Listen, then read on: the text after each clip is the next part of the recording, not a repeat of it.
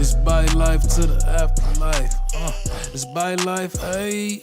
Yeah, we live that by life. Last of a dying breed, and we throw a bread. You could tell from our pedigree. Bring your dog for training, but we treat him more like therapy. We do this for the Lord, dog. It's all about the legacy. Yeah, we live that by life. Last of a dying breed, and we throw a bread. You could tell from our pedigree. Bring your dog for training, but we treat him more like therapy. We do this for the Lord, dog. It's all about the legacy. It go.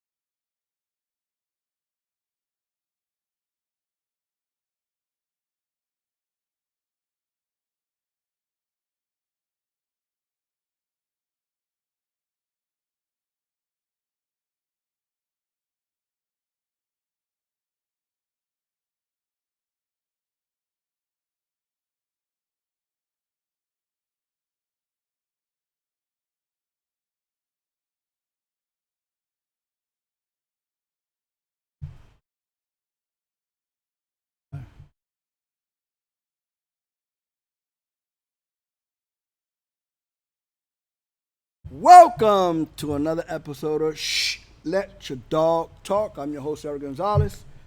My four-leg companion, K9 Judah. Today we're going to be talking about protection. The reason we're going to be talking about protection today is because we're dealing with a lot of hostility as the COVID-19 pandemic, the lockdown, and all of that continues to go on. We're in a time where a lot of talk is being mentioned about, giving up the lockdown or what have you. I think Atlanta just finished opening up, and a few other places, a few other regions or what have you are opening up little by little. But there are people that have remained fearful, even business owners, and a lot of businesses that would have normally been open are delaying. They're not opening. Good? Good.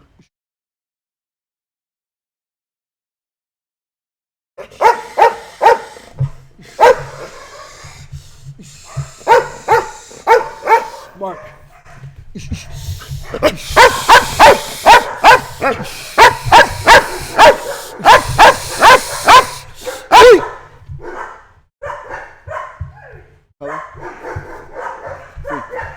Cover. Cover.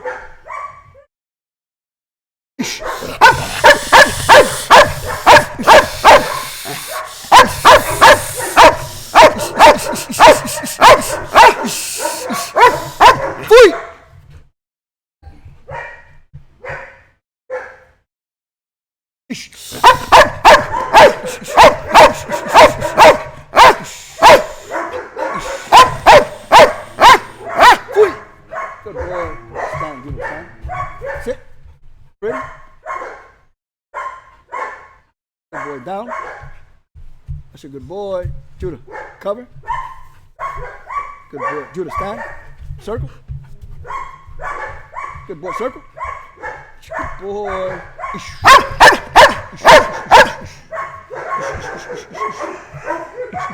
Let him bite something.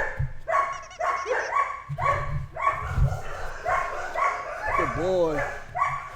Los. Good boy.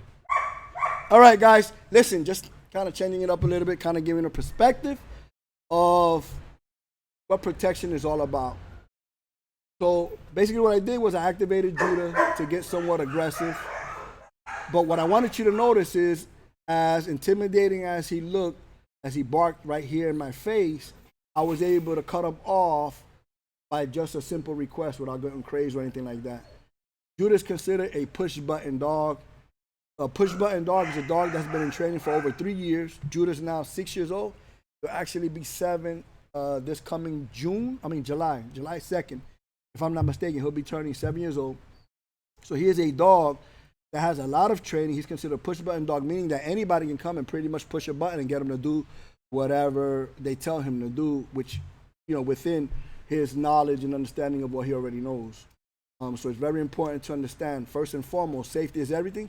Do not try things like this at home with your four-legged companion if you do not have professional assistance or some kind of guidance showing you and educating you how to do this. First and foremost, you should never take the initiative to try to train a dog in the capacity of protection on a one-on-one basis. A lot of times when we're agitating these dogs, the equipment or break or what have you, and the dog is on you. And if you're doing this by yourself and you don't have the proper knowledge and understanding how to manipulate these dogs once they're activated in the realm of aggression, it can be very dangerous to the point of taking a life. So be very careful and don't take it for granted. Always seek out the professionals within your region that can come alongside you and help you. So why are we talking about protection? We're talking about protection because COVID-19 remains before us. The lockdowns, the stresses, or what have you, home invasions continue to rise. And so to ensure that you have an appropriate four-legged companion to help you during these realm of stress periods in which we're going through, we want to make sure that you're aware of valuable information pertaining to the protection realm. In protection, in the industry, you have what is called a prey-driven protection dog. You have a civil protection dog, and then you have a wild dog, you know what I'm saying, in the realm of protection. And so the difference is when you're dealing with a prey-driven protection dog, you're dealing with an animal that's driven by prey. In other words, as long as there's movement, ongoing movement, the dog is activated. It's like the animal is chasing that rabbit, or some kind of rodent in the field that's activating his prey drive. And so what the industry have done is, for the sake of entertainment, they've taken that prey drive and they've channeled it so that it can entertain people in a sport capacity. A good way to comprehend that would be taking your child that you take to karate, you take to kung fu, you take to boxing or what have you. It's a form of fight, but it's all controlled. There's rules and there's boundaries. When you're dealing with a civil dog, you're dealing with a dog that's more tenacious, a dog that can go from 0 to 100 in the drop of a dime. Those dogs tend to be a little bit more challenging in a home-based environment. Okay, those are the type of dogs that you're looking to put like in a personal protection level / law enforcement setting. Primarily, when a dog is high in a civil drive, you want to put that animal primarily in a setting where it's a one-on-one relationship. Police officer with his dog in a hostile situation would be a conducive understanding to understand what I'm saying, as well as, maybe a small family, you know what I'm saying? Maybe a single individual, be it a woman or a male, and or maybe a couple, where the dog is quote unquote like the child. When you're dealing with an animal that's gonna be housed with children, you got to remember that the children can be misconstrued as a prey rodent, because a lot of our children, toddlers or what have you, they like to run around and they're discombobulated. They don't walk appropriately or what have you. They make squeaky noise or what have you. And so if you're not careful, you can trigger an animal's instinct to revert back to its wild instinct. No matter how much we domesticate these animals, I tell people this all the time, no matter how much we domesticate them, they're still animals, and a lot of them will have drawback tendency, and that's very important to understand, especially when there are children involved, because children will do things, unexpectedly. They might come and pull an ear, they may come and touch the dog in an appropriate area that can cause a discomfort, can trigger the animal's instinct to eliminate that discomfort or threat. That being said, I'm gonna give you a prime example of touching the dog in sensitive areas. Whenever we're gonna agitate a dog, there's an area in the dog that's called the flank. The flank is the skin area that attaches from the rear leg to the dog's stomach. And so that little area right there is called the flank. It's a little loose skin. A lot of times when we're going to agitate a dog, depending on the drives of the animal, not every animal requires this, but let's say the dog has a low drive, what we'll do is we'll play possum, we'll be hesitant, we'll go in a sneaky manner trying to activate the dog's drives to defend itself. And so the idea is to manipulate the animal to draw that out of them. If the animal, for whatever reason, doesn't respond to the suspicious behavior, we may go in and do what we call flanking the animal. Flanking the animal is when you can get close to that area and pull it slightly to create a slight discomfort to cause the dog to get agitated and therefore defend itself. If done right the first time, all you have to do as a follow-up is hesitate, act like you're gonna suspiciously do it again, with the intent of hoping you don't have to do it again, but go in there in a suspicious manner, and you'll usually get what is called like a little frown or growl or what have you. The dog will growl or maybe even yelp a little bit or maybe even a slight bark. And what we do initially is we reward that, because what we're looking for is the behavior of motivating the animal to get the animal to come out in a comfort zone where, as the dog is being agitated, the dog learns that with the support of this owner, that it's doing the right thing by doing something that requires some kind of verbal behavior, whether it be a whine, a growl, or what have you. Initially, we reward that as if it's a big deal. And so it's important to know how to manipulate the animal. When I do this, I'm usually having the owner close by on a tie out. If you guys tune into my Instagram channel, on Let Your Dog Talk, I posted up a video to kind of show you there our setup.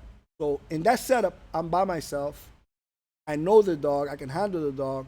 But if I get a dog that I'm familiar with an owner, the owner will be also on, will have a leash on the animal as a backup. In the event that chain against the wall, as you'll see in the video, detaches for some reason or other. It happened once while I was training with a fellow trainer.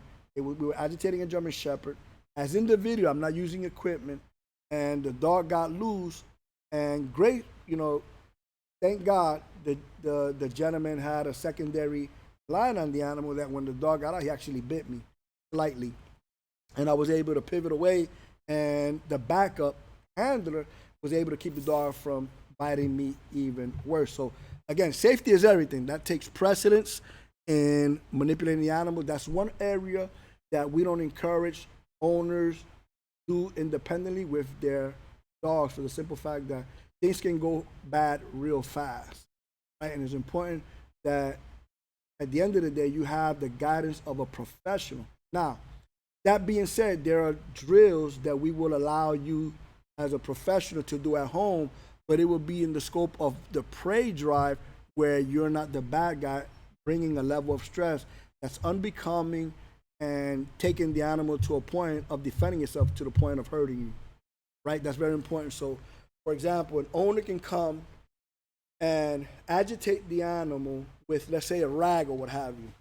So I brought this. This is like something that we would start off with a puppy or what have you. Normally what I do when I agitate a dog in the beginning, I'm usually gonna put this around my neck and use it as if it was part of my attire. So as I'm agitating the animal, the dog, obviously is associating this garment, this rag with me. And so as I'm playing with the animal, I might be doing something like that. And when the dog least expects it, I will allow the animal to grab it just to kind of see the intent the dog has. Sometimes they're not interested. Sometimes they've been irritated to the point that they can't wait to grab it and run home with it. That's what I'm looking for whenever I'm manipulating a protection dog, is I want to make sure that the dog not only bites, but is possessive. Now, before you get into that level of training, you want to make sure that your control and your obedience that the foundation is established. Notice when we started, I agitated Judah. I had him barking in an intense manner in my face, but I was able to cut him off and on as I desired. One of the things that a lot of people were challenged with in the early, let's say, late 90s to early 2000s was getting the dog to go from a bite into a fun state of mind. In law enforcement, what they would do is they would get the dog ramped up in training. Once the dog hit the equipment, they would take off the equipment, let the dog run to the vehicle with the equipment as if there was no other alternative. I took it upon myself to challenge myself, and I wound up training several dogs thereafter where they were allowed to get agitated, bite, equipment, or what have you. But then I would detach them mentally and have them do exactly what Judah did earlier in the beginning portion of the episode, where I got him to get agitated.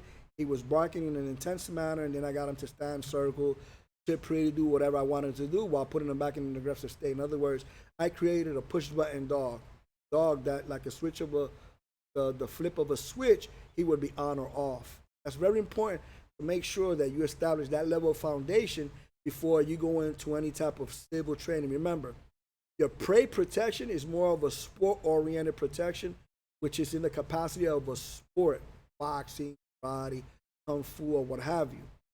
When it comes to civil training would be like we're going into the hood, we're going into the urban hood, and who knows what kind of bullets are going to be coming our way, and the dog has to stand his ground and be willing to fight regardless of the opposition coming before him, whether it be rocks, stones, sticks, people screaming, kicking, or what have you. The dog's mentality is different than that of a prey dog, and that the prey is all about fun and games. A dog that's full of prey, that's put into that type of pressure, would definitely break and crack. There's no ambiguity about it. He'll break and crack if it's a prey-oriented dog. A good way to measure a prey dog versus a civil dog is when you're playing with the equipment. A lot of times, if the equipment is dead or not dead, meaning it's not moving or it's not available, the dog lacks interest. In other words, as long as there's movement, the dog shows interest or what have you. A lot of times, when you throw the equipment down, it'll tell you a lot about the animal in the sense that, is the animal interested in the toy or interested in you? A lot of times we can agitate a dog, and a dog that's prey driven will definitely show a lot of interest in the movement. Now, when it comes to the equipment, you have dogs that are very equipment oriented, and what happens with the equipment is that they can get so caught up in the equipment, which is usually found in the prey training, that unless you create some form of discomfort, the dog will not ignore the equipment. In other words, you could throw the equipment down and the dog will grab the equipment, turn his back on you, and walk away like it's won the game. And the problem when you get a prey-driven dog for the capacity of a civil situation, a lot of lives are gonna get hindered because, for example, me, I tell people this often. Just because you have an ADT security installer, he shouldn't have the capacity to come into your home once he's installing it. I say the same thing as a trainer. Just because I'm a dog trainer, I shouldn't be able to just go into your property and do as I will. I train dogs in a way that very civil, that I myself will not dare go into that property. Now, if I train the dog and the dog is equipment oriented, and I wanted to go into your home because I know of a certain level of valuable items I'm interested in, I can literally take the equipment, throw it to the side, let your dog grab it, and as long as he has it, he's sustained in his happiness, I can now do whatever I want on your property. So whenever a trainer comes in and he's going to train your dog in a civil state of mind for the sake of real protection, you want to make sure that equipment is not the initial factor in the training. Most of the times when I train dogs initially, I never deal with equipment. Now, that being said, I may do a trial run real quick just to see if the dog, if an owner's telling me my dog bites, my dog's bitten before, I may allow it the first day just to get a pressure feel, just to get a level of intent, to see if the dog is typewriting, which is the dog pretty much playing around with the bite, or if the dog is biting with a full bite with a possessive attitude. When you're dealing with a protection dog, what we strive to do to ensure that a dog apprehends appropriately is we want to make sure that the dog, when he bites with his rear mouth. Why do you think it's important for the dog to bite in the rear and not in the front? Okay, the most important thing to remember is that the pound pressure of any bite that a dog will possess is based on the size of his skull. So if his skull is large, the pound pressure is going to be extremely harder than if it's a smaller breed. So take, for example, you have a Chihuahua. You have a Chihuahua that's a very small breed and his head is probably about literally that size. Meanwhile, you have a Rottweiler or some kind of Bull Mastiff, let's hypothetically say, you have a head that's maybe about a foot and a half wide. So if you take that into consideration, based on the size of the skull, will determine the pound pressures for a hostile situation. You live in a bad neighborhood, or you work in a bad neighborhood and you own a business, neighborhood or what have you, you're concerned about an attack or what have you. You don't want a person to confront a Chihuahua, because what they're going to wind up doing is they're going to wind up kicking the Chihuahua and continue their goal, which is to rob you. However, if you're dealing with a Mastiff, a Rottweiler, what have you, a German Shepherd of nice size, you're dealing with a head that's extremely big, therefore equivalent to a lot of damage. And so it's important that you understand the difference. A lot of people ask me about what breed is the best breed. It all depends on what you're dealing with. I like the Shepherd breed as a whole when it comes to protection. The simple fact that the German Shepherd, the Belgian Malinois, Australian Shepherds or what have you, Australian Shepherds being more of a fun dog, but Shepherds in general, they were bred for herding. So they herd a crowd of cattle or what have you, sheep or what have you. So what is the details that's required? You have some prey movement, you have a lot of barking, and you have some nipping. Nipping is equivalent to that of a bite. So you have a dog that was actually bred to control crowd. That's why they excel so good when it comes to the realm of law enforcement, because of the hostile situation with crowd control, what have you. They're intimidating factors or what have you, because they're so vocal and loud. A lot of times it'll cause a person to diminish their behavior against law enforcement or what have you. And besides that, remember, and I stress this often, 98% of your criminal element will avoid a confrontation with a dog that's teeth is equipped to tear flesh, right? That's very important. So dogs are very valuable during hostile situations like we're in right now. A lot of home invasions are on the rise. So you want to make sure that you get a good, competent, four-legged companion that has the capacity to apprehend a threat comfortably, allowing you to call 911 to get away, get your equipment, do whatever you got to do for the safety of yourself and of your family. All right? So we're about a few minutes before ending this episode. Is there anything that we need to address? There is a question.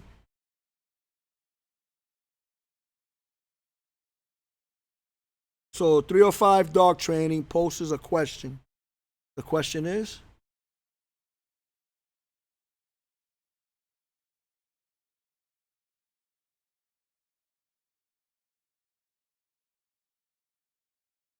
So when trained correctly, how social and safe? Again, that's all. I tell people this all the time. When it comes to protection, I do not like to train animals that lack obedience training. Obedience is your troubleshooting scenario of behavior issues.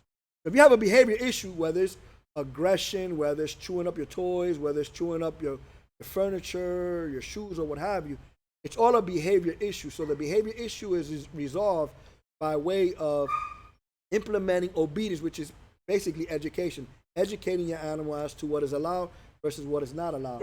Once the dog has a great understanding of what's expected, you've achieved a lot of your concerns when it comes to your behavior issues, such as aggression or what have you.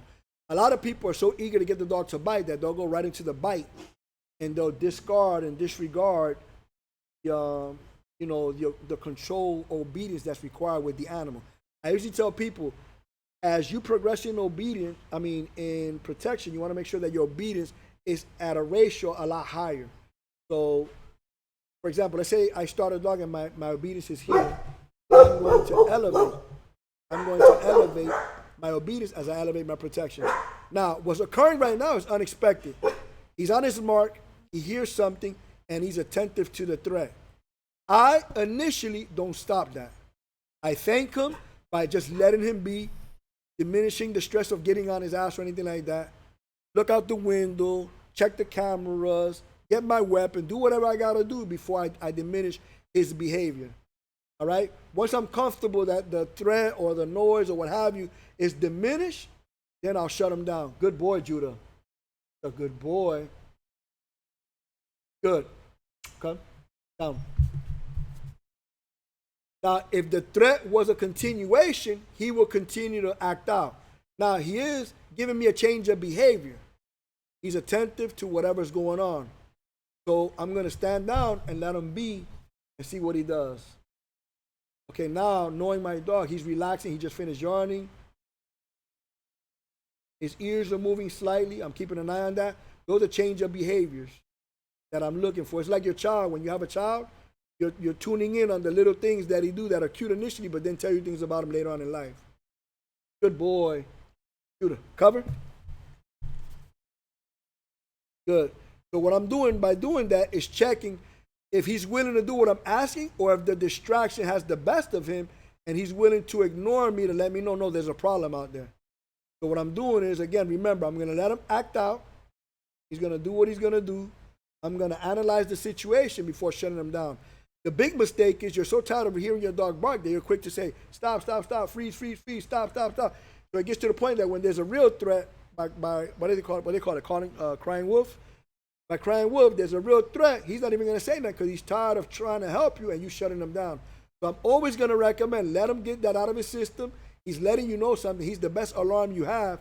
He's letting you know that there are things occurring in the environment before they even touch your property. It could be a motorcycle. It could be a truck. If he barks and you know it's that, no problem. Always encourage him, good boy, and then shut him down. Don't be too fast to shut him down so that the day you do need him, he's not discouraged and doesn't let you know anything, and now your life is in danger.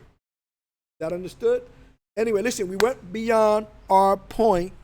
However, I want to take this opportunity to look and see if there's any questions. Hey, guys, listen, we appreciate you. Mike is thanking us for the help, for the information rendered. And therefore, we are about to tune out. Is there any other questions? The infamous hand, do you have any questions for me, being that you yourself own a four-legged companion? I think I have the question for you, your own question. And I think it has to do with the capacity of a protection dog being a small breed. That's a good question, right? So even though the dog that I mentioned earlier may not have the capacity to take down a threat, one thing that I did, I remember when I wrote my book back in 2007, published it in 2008, I remember conveying in the book about a movie that I saw that intrigued me, and the movie was called The Bodyguard. Do you remember The Bodyguard? All right. How old are you? Anyway, all right. The Bodyguard entailed, it was Kevin Costner. Kevin Costner, I think his name is, right? Kevin Costner? Yeah, Kevin Costner? And he was co-hosting the movie with Whitney Houston before she passed away. And so the movie was that she was who she was as far as like a music artist. And there was threats made on her life. And so what he did was he was hired to protect her. He wound up taking her to like his personal family cabin where his father resided. And what was interesting about that, he had what he felt was like his top guard dog, which was some kind of small terrier, like if it was a Yorkie, like a Yorkshire Terrier. What was interesting, he conveyed in the movie how he understood his dog's behavior to know that when there was a threat on the property, the dog would act in a certain way. And so the dog actually acted in a certain way, triggering him to get prepared for the threat that was already on the property. Mind you, it wasn't a big dog, and again, it was a movie, but being in the profession that I am, I can attest that no matter how big the dog is, there are times where the little dogs are more privy to being attentive to threats than anything. A lot of those small breeds, believe it or not, they have a lot of terrier in them, Yorkshire Terrier, a Jack Russell Terrier, Pit Bull Terrier. Obviously, the Pit Bull Terrier is a lot larger. But terriers in general have a tendency, rat terriers, they have a tendency of being bred with a level of tenacity for the confrontations that they're trained or bred to confront. And they're bred to confront rodents like rats or what have you. And so even though they're small, they were actually bred with a level of tenacity for their size. That being said, those dogs have a tendency of barking as well. And so when you know your animal, when you become one with your animal, and they become like a family member, and you know their behaviors. Like, for example, a lot of times a dog is going to go to the bathroom and they're going to poop. They'll circle 2-3 times and then they'll poop. So if you see a dog circling, you're going to stop them and get them to the designated area because the change of behavior has already told you what to expect. And so if you learn your dog and you're fair with your animal, it's funny how the animals can tell you things by you just seeing the signs and the change of behaviors, the changing of the ears or what have you. So don't take it for granted that just because you have a small breed dog that they can't protect you. Obviously, again, like I stress it, don't depend on the animal to take the threat down, but allow that change of behavior to prepare you to call 911, to jump out the window and run, and or get your equipment such as your weapons to defend you and your family. All right? So that's important. So that being said, I may not go as far as training a Chihuahua to do bite work and everything like that, but to get the dog to bark or what have you on command in a classical conditioning manner, that would be a smart move. Contingent you can't afford to have a big dog, or you live in a small apartment, what have you. But let's say you live in a hostile environment, you may want to train that animal to give a sense of alertness so that it'll give you time, as mentioned, to get away, get a weapon, and or call 911. Good? Yep. Did I answer your question that you didn't ask, but I answered for you? Yeah. Okay, cool. You did more than enough. You did more than enough. Judah, you good? Ish. Ish. Ish. Judah. Ish. Ish. Ish. Ish. Ish. Ish. Fui. Stand. Sit. Pretty. Cover. Good. Down. Circle.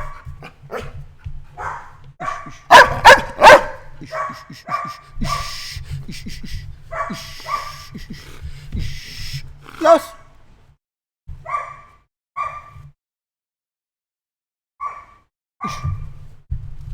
Good styling.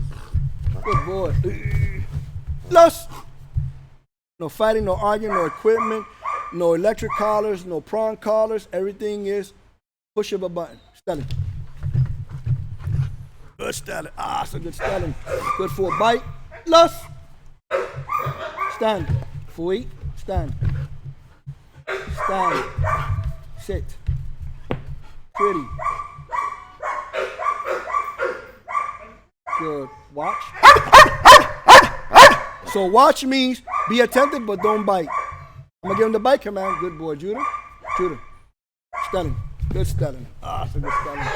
Plus. Watch. Watch. Good boy. All right, guys. Hey, thank you for tuning in. Looking forward to seeing you next week. Listen, throw out some questions so we can tune in next week with some valuable information for you and your four-legged companion. All right, guys? Talk to you later. Talk to you soon. Looking forward to hearing from you, and you.